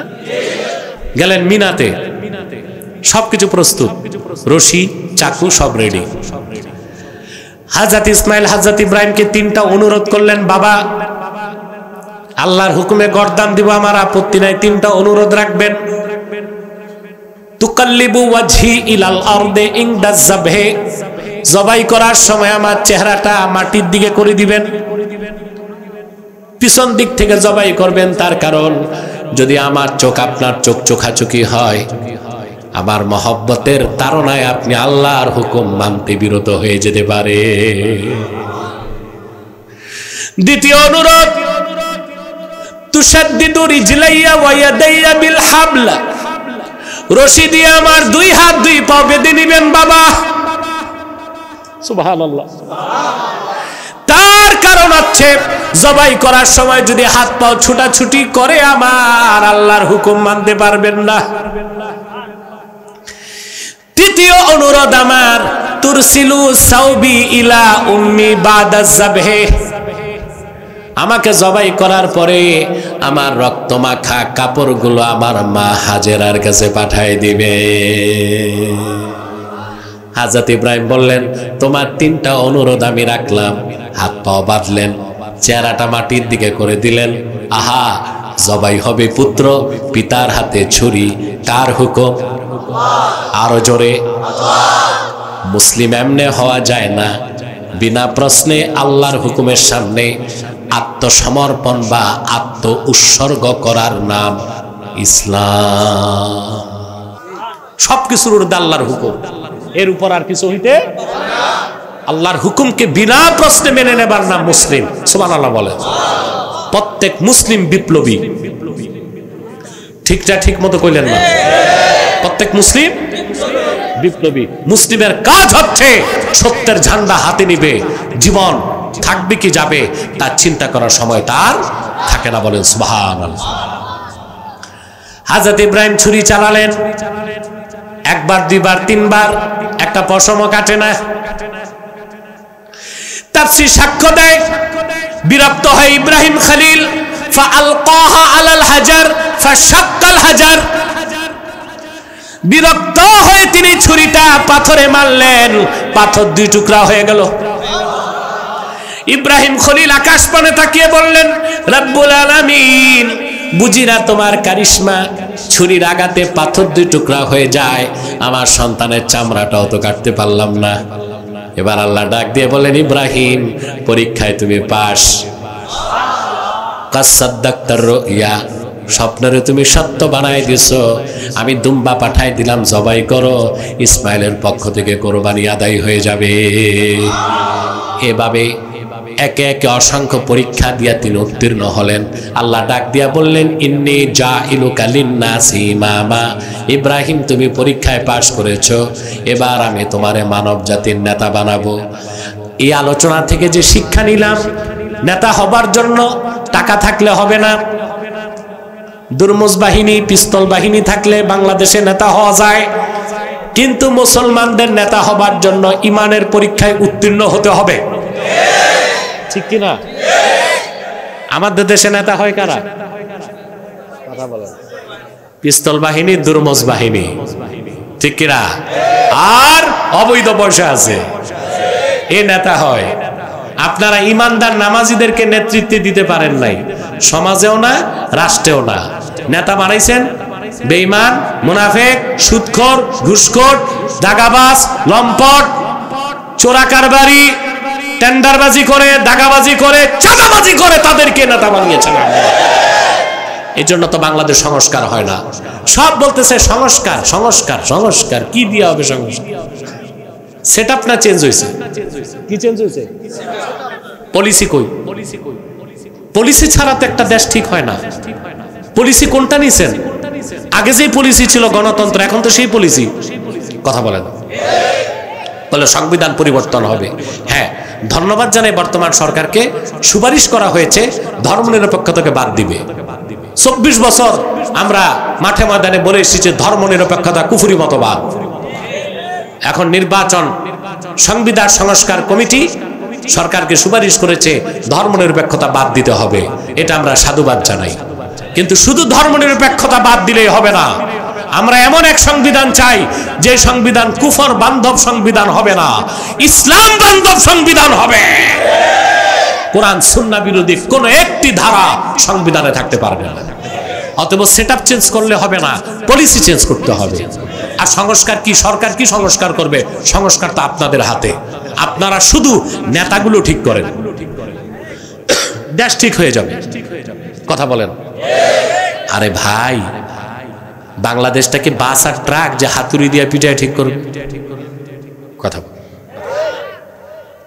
মনে করেন, আমি একটা উদাহরণ দিচ্ছি। একটা বাস এই নবীনগর থেকে চট্টগ্রাম যাবে, খুব কমফোর্টেবল বাস, দামি, 40টা সিট আছে। কয়টা? সামনে 10 জন বসছে সেরা পিসাব, তারপর 10টা সিটে বসছে সেলিব্রিটি 10 বক্তা, তারপর 10 সিটে বসছে 10 জন দরবেশ, তারপর 10 সিটে 10 জন মুহাদ্দিস। বাসে কয়জন? দামি বাস, যাবে কই? শুধু ড্রাইভিং সিটে বসায় দেওয়া হয়েছে এক ইয়াবাখোর মাতাল খেয়ে। বাস নিরাপদে চট্টগ্রাম যাবে? এটা তো আমার মনে হয় না চান্দিনা পার হবে। তো বাংলাদেশ তোমরা সংস্কার করবা ঘোড়ার ডিম, বসাবা কাদেরকে? তোমরা তো যারা রাষ্ট্র পরিচালনা করবে নেতাগুলোর চরিত্র সংস্কার করতেছো না। কথা বলে না। দেশের পলিসি ঠিক হবে, সংবিধান ঠিক হবে, আইন সংস্কার হবে, রাষ্ট্র পরিচালনায় যারা যাবে ওদের অধিকাংশই তো মুনাফিক মাতাল, পশ্চিমাদের ট্যাবলেট গিলে বসে আছে। ঠিকটা ঠিক মতো বুঝা কইলা? কথা বলে না। আন্দাজি আমরা হুজুগে বাঙালি না না বুঝে বাঙালি? না বুঝে বাঙালি। ঠিক কিনা কইলে কয় ঠিক, পরে চিন্তা করে কি ঠিক কইলাম। তাহলে সংস্কার কিন্তু আল্লাহ তাআলা আপনাদের হাতে রাখছে। তাহলে আপনাদের নেতা হবে কে? দুর্মুজ বাহিনী, পিস্তল বাহিনী আছে এমন লোক, না ইমানের পরীক্ষায় উত্তীর্ণ এইরকম লোক? নেতা হতে হলে পরীক্ষায় উত্তীর্ণ হইতে হবে। সুবহানাল্লাহ বলেন। এবার আসেন বাকি কথাটা বলে ফেলি, অনেক রাত হয়ে গেছে, 12টা বেজে গেছে না? কত কত? হ্যাঁ, 1 ঘন্টা হয়ে গেছে। আর 10 মিনিটে বিদায় দিয়ে দিচ্ছি ইনশাল্লাহ। একটা পর্যায়ে যেতে পারবো আমি এবং একটা মেসেজ দিতে পারবো আপনাদেরকে। তারপর ইব্রাহিম আলাইহিস সালাম বললেন, ওয়ামিন যুররিয়াতি, আল্লাহ আমারই শুধু নেতা বানাইবা, আমার বংশে কি নেতৃত্ব দিবা না? আল্লাহ বলে দিয়েছেন। আল্লাহ রাব্বুল আলামিন বললেন, ক্বালা লা ইয়ানালু আহদিজ জালিমিন, এই নেতৃত্বের সৌভাগ্য কখনো জালেমদের কাছে পৌঁছবে না। অর্থাৎ ইব্রাহিম, তোমার বংশে যারা কাফের মুশরিক জালেম তাদেরকে আমি নেতৃত্ব দিব না, তোমার বংশে যারা ঈমানদার তাদেরকে আমি নেতৃত্ব দিব। বলেন সুবহানাল্লাহ। এবার খুব সূক্ষ্ম কিছু কথা, গভীর মনোযোগ লাগবে, খেয়াল করতেছেন আমার ভাইয়েরা। হযরত ইব্রাহিমের বড় ছেলের নাম ছিল ইসমাইল, ছোট ছেলের নাম ছিল ইসহাক। কি নাম? হযরত ইসহাকের বংশে আল্লাহ ৭০,০০০ নবী পাঠাইছেন। প্রত্যেকেই নেতা ছিলেন। প্রত্যেক পয়গম্বর বনি ইসরাইলের রাজনৈতিক নেতৃত্ব দিয়েছে। আমাদের দেশে অনেকের ধারণা যে ইসলামে রাজনীতি নাই, মনে করে না? একজন তো বলেই ফেলছে, কয়েক কোরআনের সাথে রাজনীতির সম্পর্ক নাই। এই ব্যাটারে যদি বলি সূরা ফাতিহা পড়েন তো ওর মাস্টার স্ট্রোক করবে। আর এ কয় কোরআনে নাকি রাজনীতি নাই। এর যদি বলা হয় যে ভাই তুমি সূরা ফাতিহাটা একটু পড়ো, এর মাস্টার স্ট্রোক করবে। আর এই ফতুয়া দেয় কোরআন শরীফে রাজনীতি নাই। বনি ইসরাইলের প্রত্যেক পয়গম্বর রাজনীতি করছে, এটা আমার কথা। সহিহ মুসলিমের হাদিস, كان بنو إسرائيل تسوسهم الأنبياء كلما هلك نبي خلفه نبي فإنه لا نبي بعدي فسيكونوا خلفاء। আল্লাহর হাবিব ইরশাদ করেছেন, বনি ইসরাইলের রাজনৈতিক নেতৃত্ব দিতেন নবীগণ। একজন নবী ইন্তেকাল করলে আরেক নবী দায়িত্ব নিতেন। আল্লাহর হাবিব বলেছেন, কিন্তু আমি মুহাম্মদ সাল্লাল্লাহু আলাইহি ওয়াসাল্লাম সর্বশেষ নবী ও রাসূল। আমার পরে কিয়ামত পর্যন্ত কোনো নবী নাই, কোনো রাসূল নাই। আমার উম্মতের রাজনৈতিক নেতৃত্ব দিতে খলিফাগণ আসবেন। আল্লাহর আখিরি নবী নূর নবীজি আমার মুহাম্মদ সাল্লাল্লাহু আলাইহি ওয়াসাল্লামের দিনকে আল্লাহ ১৫০০ বছর আগে পরিপূর্ণ করে দিলেন। উনি দুনিয়া থেকে বিদায় নিয়ে রফিকে আলা আল্লাহর কাছে চলে যাবার পরে ওনার সাহাবীগণের মধ্যে প্রথম খলিফা হলেন আবু বকর সিদ্দিক।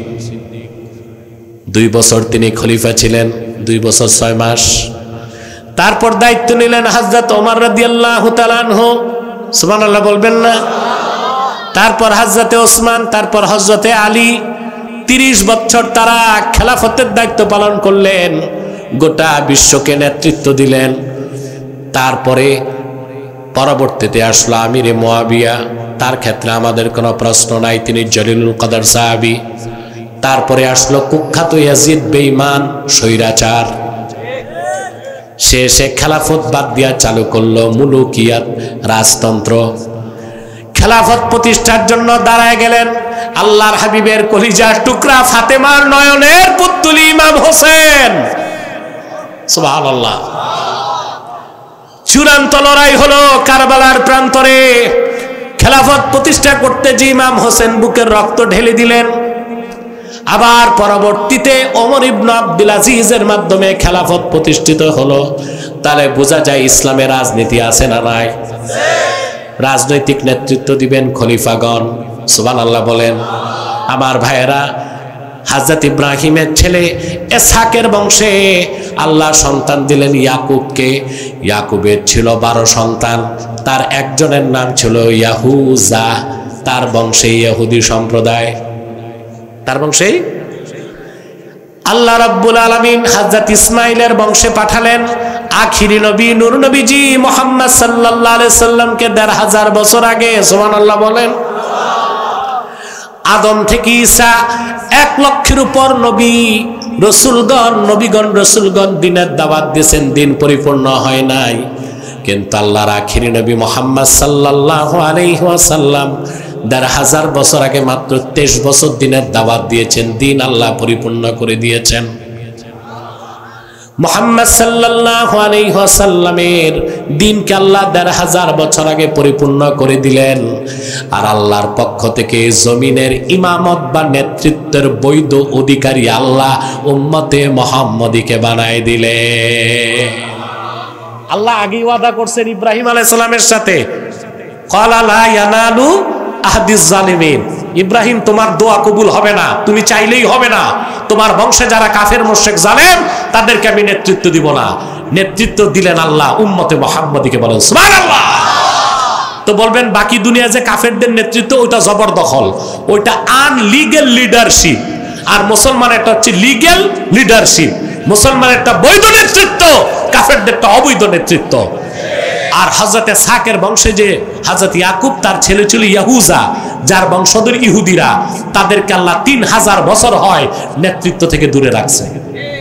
কত বছর? 3000 বছর আগে ইহুদিরা নেতৃত্ব হারাইছে। আজ পর্যন্ত পৃথিবীতে তাদের কোনো রাষ্ট্র নাই, তাদের কোনো নেতৃত্ব নাই। ইসরায়েল এটা হচ্ছে অবৈধ রাষ্ট্র, এটা জবরদখল। এটা কি? ওই জমিনটা কি ইসরায়েলের না আরবের, ফিলিস্তিনিদের? ইসরায়েল কি? অবৈধ দখল। যেমন মনে করেন আপনার এক কানি জায়গা আছে, আপনারা কানি বলেন না বিঘা? বিঘা কয় শতাংশে বিঘা? এই তো নারায়ণগঞ্জের তো একই হিসাব, ঠিক না? আপনার 1 বিঘা জায়গা 15 শতাংশে আপনি একটা বাড়ি করছেন, আর 15 শতাংশ খালি। তো এলাকায় কিছু আছে না বদমাইশ দুর্মুজ বাহিনী, পিস্তল আছে, এ জায়গা দখল করছে, দখল করছে। এখন আপনি আদালতে গেছেন, আদালত ওর পক্ষে, ওর পয়সা আছে। মাতবরদের কাছে গেছেন, মাতবররা ওর পক্ষে, মাতবরদেরকে। অধিকাংশ মাতবরই তো বাংলাদেশে বাইপাস করে। পুলিশের কাছে গেছেন, পুলিশ কয় না ও খারাপ মানুষ, ওর লোকে লাইগেন না। এখন আপনার খালি 15 শতাংশ কিন্তু বাড়ি করে একটা 4 তলা বিল্ডিং করে ফেলছে। এখন বলেন ওই যে 4 তলা বিল্ডিং 15 শতাংশ করছে, ওটাকে ওর বাড়ি না আপনার বাড়ি? ও হচ্ছে জবরদখলকারী। ফিলিস্তিনের ভূখণ্ড হচ্ছে ইসরায়েল। ইসরায়েল নামক কোন রাষ্ট্রকে আমরা স্বীকার করি না, এটা অবৈধ রাষ্ট্র। আর ইহুদিদের কোনো নেতৃত্ব নাই, ওরা পরজীবী, ভাইরাসের মতো পরজীবী। কখনো আমেরিকার ঘাড়ে সোয়ার হয়, কখনো ব্রিটেনের ঘাড়ে সোয়ার হয়। দেখেন না ফিলিস্তিনে বোমা মারে, আমেরিকাকে জড়ায় নিছে, ঠিক কিনা? আমেরিকার বেকআপ ছাড়া ইসরায়েল 1 ঘন্টা টিকতে পারবে না। অবশ্য তার শাস্তি আমেরিকা এখন পাচ্ছে। লস অ্যাঞ্জেলস জ্বলছে, ক্যালিফোর্নিয়া জ্বলছে। এই আগুন ইনশাআল্লাহ হোয়াইট হাউস পর্যন্ত যাক। চিল্লা এখন আল্লাহুম্মা আমিন। 50 বছরে সিরিয়াতে, লিবিয়াতে, ইরাকে, আফগানিস্তানে বছরের পর বছর বোমা মেরে যত আগুন জ্বালিয়েছে, তার চেয়ে 100 গুণ আগুন আল্লাহ ক্যালিফোর্নিয়াতে জ্বালাই দিয়েছে। মিলিয়নার আর বিলিয়নার, বিলিয়ন বিলিয়ন ডলার যাদের, ওরে বাড়িঘর জ্বলে ছাই, দাঁত মাজা ছাড়া আর কিছু হবে না। এতদিন ছিল আগুনের সাইক্লোন, এখন ওরা বলতেছে আগুনের টর্নেডো শুরু হবে। এখন বাতাসের গতি ঘন্টা 120 কিলো, এটা 160 কিলো হবে। বাহ, আল্লাহ কি শাস্তি দিচ্ছেন। আমরা যখন দেখতাম আমেরিকার মদতে ইসরায়েল নিরীহ ফিলিস্তিনিদের হত্যা করছে, আমাদের কলিজায় রক্তের ক্ষরণ হতো। আর আজ সেই ইসরায়েলের বিগ বস কুখ্যাত বাইডেনের দেশে আমেরিকা আগুন জ্বলছে, আমাদের রক্তের ক্ষরণ বন্ধ হয়ে গেছে। আল্লাহর পক্ষ থেকে আমরা প্রতিশোধ দেখতে পেয়েছি, ঠিক কিনা বলে? এই আগুন নিভবে না তো, পানি দিলে আগুন বাড়ে। এখন পাহাড়ের, এখন কি বলবো, গজবের পর গজব। এখন আর শুধু দাবানলের আগুন না, এখন ওদের পাহাড় থেকে অগ্নুৎপাত হচ্ছে, আগুন আরো বেড়ে গেছে। এবং গবেষকদের মতে লস অ্যাঞ্জেলস নামক শহরটা মৃত্যুপুরীতে পরিণত হয়ে যাবে। যখন এতিম বাচ্চাগুলো ফিলিস্তিনের গাজাতে রিলিফের মাল নিতে দাঁড়িয়েছে, ছবি দেখে আমাদের চোখে পানি এসেছে। আর এখন আমরা দেখতে পাচ্ছি ক্যালিফোর্নিয়া এবং লস অ্যাঞ্জেলসের বিলিয়নাররা বাড়ি নাই, গাড়ি নাই, ঘর নাই, বউ বাচ্চা নিয়ে রিলিফের জন্য সিরিয়াল ধরছে। এখন আমাদের মুখে হাসি পাচ্ছে। আলহামদুলিল্লাহ। তাহলে আল্লাহ তাআলা ইহুদিদেরকে নেতৃত্ব দেন নাই, দিবেন না। আল্লাহ তাআলা মুসলিমদেরকে নেতৃত্ব দিয়েছেন।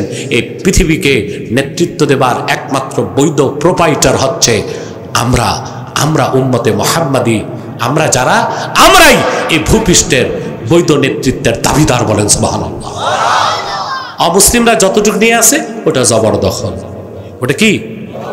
আল্লাহর হাবিব মুহাম্মদ সাল্লাল্লাহু আলাইহি সাল্লামের উম্মত হিসেবে ১৫০০ বছর পরে সারা বিশ্বকে নেতৃত্ব দেওয়ার অধিকার আমরা রাখি। ঠিক কিনা বলেন? আল্লাহ আমাদের কবুল করুন। আরেকটা সবক শিখলাম যে আমরা নেতা বানাবার ক্ষেত্রে দেখবো সে ইমানদার কিনা। কথা বলেন। আরে ভাই, নেতাকে তো পরীক্ষা দিতে হবে। কি দিতে হবে? আমানত রক্ষা করা একটা পরীক্ষা, ৫ ওয়াক্ত নামাজ পড়াও তো পরীক্ষা, সত্যের পক্ষ নেওয়া পরীক্ষা, মিথ্যার বিরোধিতা করাও পরীক্ষা। আপনারা সংস্কার তো আপনারা এই দেশের করতে পারেন, আপনারা তো ভালো মানুষকে ভোট দেন না। দেন? বাংলাদেশে অনেক পীর সাহেব নির্বাচনে দাঁড়ায় না, জামানত টিকে কেন? মুরিদ ভোট দেয় না, পীর সাহেবকে নোট দেয়, ভোট দেয় না। টাঙ্গাইলের সমসম দেয়, মুক্তাগাছার মন্ডা, কুমিল্লার রসমালাই, আর ভোট দিয়ে যায় নেতারে। কিরকম মুনাফেক মুরিদ! দুইটা পীর বানাইছে, একটা আধ্যাত্মিক পীর, একটা রাজনৈতিক পীর। তো দেশ কেমনে সংস্কার হবে ভাই? আপনি তো ভালো মানুষকে ভোট দিবেন। আমি সবসময় জাস্টিস, ন্যায় বিচারের পক্ষে থাকি। আমি কোন দলকে জিতাবো, কোন দলকে হারাবো, এই চরিত্র আমার না। আপনি যেই দলই করেন ভাই, আপনি কোন একটা রাজনৈতিক দল তো করেন। কথা বলেন। তা আপনার রাজনৈতিক দলে কিছু ভালো মানুষ তো আছে, ওই ভালো মানুষগুলোকে ভোট দেন। আমি ব্যক্তিগতভাবে ভোট টোট বিশ্বাস করি না, আমি খেলাফায় বিশ্বাসী। তবে আমি চাই খেলাফত প্রতিষ্ঠিত হবার আগে জাতীয় সংসদে আমাদের পক্ষে কথা বলার মতো শক্তিশালী একটা দল থাকুক, শক্তিশালী একটা প্রতিনিধি দল থাকুক। এটা একটা উসুল আছে, আজ-জারুরাতু তাতাকাদ্দারু বিকাদরিজ জারুরা। এটা আমার ভিন্ন লেকচার আছে, দেখে নেবেন।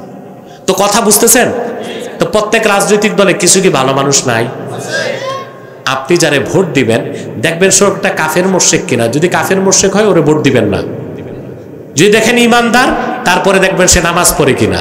যদি দেখেন নামাজ পড়ে, তারপর দেখবেন সুদখোর কিনা। যদি দেখেন না সুদও খায় না, তাহলে তারে ভোটটা দিবেন। তাহলে কি হবে? বাংলাদেশকে একটা ইসলামী সমাজ বানাতে পারবেন। মনে রাখবেন ভাই, রাষ্ট্র থেকে সমাজ বড়। আপনার এখানে পলিটিক্যাল সায়েন্স, রাষ্ট্রবিজ্ঞানের ছাত্র আছেন একজন দুইজন? আছে নাকি? থাকলেও হাত তুলতেছে না, ভাবছে হুজুর কোন প্রশ্ন করে বসে থাকে।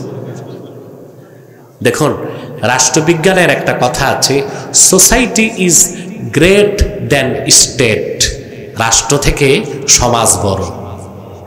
রাষ্ট্র থেকে আমরা সংস্কারটা নিজে করতে পারি, ইউনূস সাহেবকে লাগে না, আমরা করতে পারি।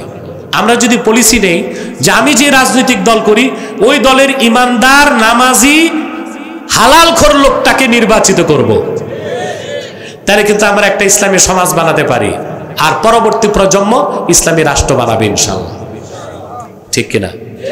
পারবেন? আপনি এটা করেন? জি না। রাজনৈতিক ক্ষেত্র ভালো মানুষকে নেতা বানান না, সামাজিক ক্ষেত্র ভালো মানুষকে নেতা বানান না। আপনাদের অধিকাংশ মসজিদ কমিটি, মাদ্রাসা কমিটি, পঞ্চায়েত কমিটির নেতা হচ্ছে সুদখোর, ঘুষখোর, বেনামাজ। দেখেন আপনি, একটা মসজিদের সভাপতি যদি সুদখোর হয় আর সেক্রেটারি ঘুষখোর, তো ইমাম তো এতিমের মতো বসেই থাকবে মিম্বরে, সে কি হক কথা বলতে পারবে? এগুলো আপনারা দায়ী না? কথা বলেন। আপনারা তো সিদ্ধান্ত নিতে পারেন মসজিদ কমিটির সভাপতি হবে ৫ ওয়াক্ত নামাজি, সেক্রেটারি হবে ওই লোক যে নামাজও পড়ে, তাহাজ্জুদও পড়ে। কথা আপনারা মাল পানি দেখেন। মসজিদ একটা করবে, ঢাকা থেকে শিল্পপতি দাওয়াত দিয়েছে, ১ কোটি টাকা দিয়ে গেছে, কিন্তু ওই বেটার পুরা টাকাই ঋণ খেলাফি। তো মরমর পাথর দিয়া মসজিদ বানাইছে, সুদের টাকায় মরমর পাথরের মসজিদে নামাজ পড়বা, নামাজ আদায় হবে, কবুল হবে না। কিন্তু এলাকার ইমানদাররা রক্ত পানি করা ঘামের পয়সায় যদি খেজুর পাতার ছাউনি দিয়া মসজিদ বানাতা, তোমার আমার একটা সেজদার দাম আল্লাহর কাছে ৭ আকাশের চেয়ে বেশি হয়ে যেত। এগুলো খেয়াল রাখতে হবে। আমরা নেতৃত্বে আনবো ইমানদারদেরকে, নামাজিদেরকে। পারবো তো ইনশাআল্লাহ? রব্বানা যালামনা আনফুসানা ওয়া ইল্লাম তাগফির লানা ওয়া তারহামনা লানাকুনান্না মিনাল খাসিরিন। আল্লাহ তাআলা কারামাতিয়া জনপুরি খানকা শরীফ এলাকাবাসীর উদ্যোগে আয়োজিত আজকের 11তম তাফসীরুল কোরআন মাহফিলে তোমার জাকিরিন শাকিরিন নেককার বান্দা পর্দার আড়ালের মা বোন নিয়ে হাত তুলেছি। আল্লাহ, এতগুলো মানুষের মধ্যে যার দুটো হাত তোমার ভালো লাগে আল্লাহ, তার দুটো হাতের বিনিময়ে আমাদের জিন্দেগির সব গুনাহ তুমি মাফ করে দাও। আল্লাহ তাআলা হৃদয়ের গভীর থেকে দোয়া করি আল্লাহ, তোমার আখিরি নবী নূর নবীজি আমার মুহাম্মদ মুস্তাফা সাল্লাল্লাহু আলাইহি ওয়াসাল্লাম আজ থেকে ১৫০০ বছর আগে দুনিয়ার থেকে বিদায় নিয়েছেন। হায়াতুন নবী হিসেবে জান্নাতুল ফেরদাউস রওজা মুবারকে বিশ্রাম নিয়েছেন। আল্লাহ তাআলা জীবনে একবার তোমার আখিরি নবী নূর নবীজি আমার মুহাম্মদ মুস্তাফা সাল্লাল্লাহু আলাইহি ওয়াসাল্লামের জান্নাতুল ফেরদাউস রওজা মুবারকে উপস্থিত হয়ে গো আল্লাহ, তোমার হাবিবের নূরের কদমে দরুদ ও সালামের হাদিয়া দেবার আগে আল্লাহ তুমি ডাক দিও না। আল্লাহ তাআলা একবার বা একাধিকবার যারা সোনার মদিনায় নূরের মদিনায় যেতে পেরেছি আল্লাহ, জীবনে বারবার তোমার আখিরি নবী নূর নবীজি আমার মুহাম্মদ মুস্তাফা সাল্লাল্লাহু আলাইহি ওয়াসাল্লামের নূরের শহর মদিনাতুল মুনাওয়ারা জিয়ারতের জন্য তাদের কপালটা খুলে দাও। রব্বুল আলামিন হৃদয়ের গভীর থেকে দোয়া করি আল্লাহ, তোমার আখিরি নবী নূর নবীজি আমার মুহাম্মদ মুস্তাফা সাল্লাল্লাহু আলাইহি ওয়াসাল্লামের নূরের চেহারা মোবারক স্বপ্নে একবার দেখে গো আল্লাহ, জান্নাত ওয়াজিব হবার আগে তুমি ডাক দিও না। আল্লাহ তাআলা একবার বা একাধিকবার যারা তোমার আখিরি নবী নূর নবীজি আমার মুহাম্মদ মুস্তাফা সাল্লাল্লাহু আলাইহি ওয়াসাল্লামের নূরের চেহারা মোবারক স্বপ্নে দেখার সৌভাগ্য লাভ করেছে আল্লাহ, জীবনে বারবার দেখার জন্যে তাদের কপালটা তুমি জান্নাতি কপাল বানায় দাও। আল্লাহ, আমাদের অনেকের বাবা নাই, অনেকের মা নাই, অনেকের বাবা মা একজনও নাই। যত মানুষের বাবা মা দুনিয়ার থেকে বিদায় নিয়ে অন্ধকার কবরে চলে গেছে আল্লাহ, সকল মুসলমান বাবা মার কবরকে আল্লাহ তুমি জান্নাতের বাগান বানায় দাও। রব্বুল আলামিন 2 দিন ব্যাপী তাফসীর মাহফিলের জন্য এনায়েতনগরের ফতুল্লার মানুষগুলো কেউ ধন দিয়েছে, কেউ মন দিয়ে খেটেছে। নবীনগরের যুবকরা খেটেছে ধন দিয়া মন দিয়া। এত সুন্দর 2 দিনের মাহফিল যারা সাজায় দিয়েছে মাবুদ, তাদের সবার ধন মনকে কবুল করে এই মাহফিলটা আমাদের সবার জন্য নাজাতের জরিয়া বানায় দাও। আল্লাহ তাআলা গুনার বোঝা কাঁধে করে হাত তুলেছি রব্বুল আলামিন, জেনে আর না জেনে যত গুনার কাজ করেছি সব তুমি মাফ করে দাও। পর্দার আড়ালে মা বোন যারা হাত তুলে বসে আছেন তাদের সবাইকে আবেদা জাহেদা সালেহা বানায় দাও। মনের দুঃখ কষ্টগুলো দূর করে আল্লাহ তাদের প্রত্যেককে একটি সোনার সংসার তুমি হাদিয়া করে দাও। রব্বুল আলামিন আল্লাহ তাআলা আমার কলিজার টুকরা যুবকদের জন্য দোয়া চাই। আমার প্রত্যেক যুবক ভাইকে তুমি খাঁটি ইমানদার বানায় দাও, সহি আকীদার ধারক বানায় দাও, আহলুস সুন্নাহ জামাতের অনুসারী বানায় দাও। আল্লাহ তাহরিকে খাতমে নবুয়ত বাংলাদেশের সৈনিক বানায় দাও। আল্লাহ প্রত্যেক যারা আছে চাকরি নাই তাদের প্রত্যেককে চাকরি দাও। যাদের ব্যবসা আছে ব্যবসায় বরকত দাও। আল্লাহ বিদেশ যেতে চায় যেতে পারে না, বিদেশ যাওয়া সহজ করে দাও। রব্বুল আলামিন তাহরিকে খাতমে নবুয়ত বাংলাদেশ নারায়ণগঞ্জ জেলার বিভিন্ন শাখা থেকে যারা এসেছে, বক্তবলী থেকে, নরসিংপুর থেকে, আশপাশ থেকে, তাদের সকলকে কবুল করো, মঞ্জুর করো। আল্লাহ পরিপূর্ণ ইখলাসের সাথে কাজ করার জন্য তাদের কবুল করে নাও। আল্লাহুম্মা ইন্না নাতাওয়াসসালু ইলাইকা বিওয়াসিলাতি হাবিবিকাল মুহতারাম নবিকাল খাতিম সাইয়্যিদিনা ওয়া সাইয়্যিদিল আবরার নবীনা ওয়া নবীল আম্বিয়া মুহাম্মদ ইবনে আব্দুল্লাহ নবিয়্যিল্লাহি রাসূলিল্লাহ সাল্লাল্লাহু আলাইহি ওয়াসাল্লাম আল্লাযী আকমালতা বিহি কসরান নুবুওয়া ওয়া হাকামতা লা নাবিয়্যা বা'দা ওয়া আ'লানতা ফিল কুরআনি বিল বুরহান আন্না মুহাম্মাদান সাল্লাল্লাহু আলাইহি ওয়াসাল্লাম খাতামুন নাবিয়্যিনা ওয়াল মুরসালিন ক্বাবলা 15 মিআতি সানাহ ওয়া সাল্লাল্লাহু তাআলা আলা খায়রি খালকিহি নবিয়িনা মুহাম্মাদিন নূরিল্লাহ ওয়া আলা আলিহি ওয়া সাহবিহি আজমাইন বিরহমাতিকা ইয়া আরহামার রাহিমিন।